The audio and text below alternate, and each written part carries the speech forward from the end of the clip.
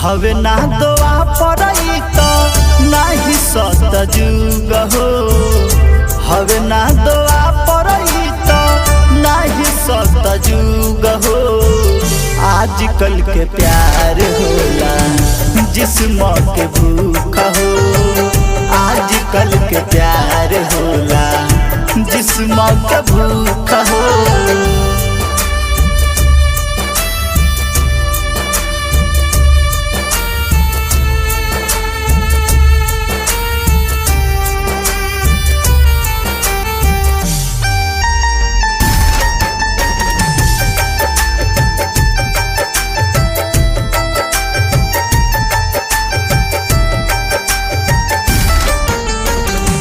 झूठे त कहे लोगवा बादिल लगावे हो।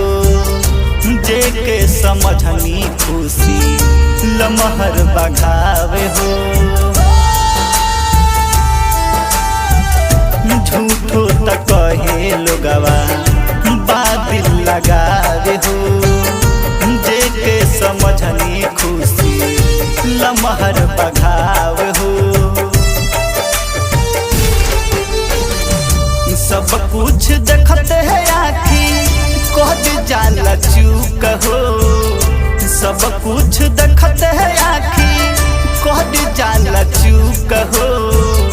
आजकल के प्यार होला जिस्म के भूख हो। आजकल के प्यार होला जिस्म के भूख हो।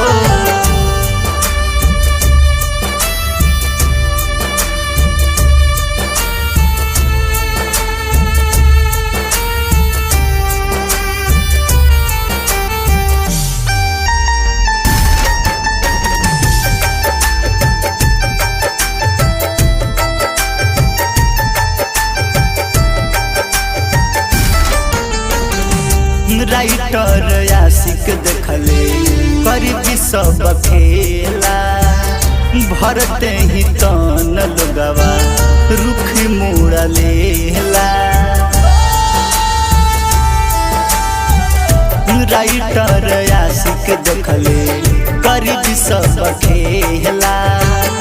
भरते ही तन लोगवा रुख मुड़ा लेला।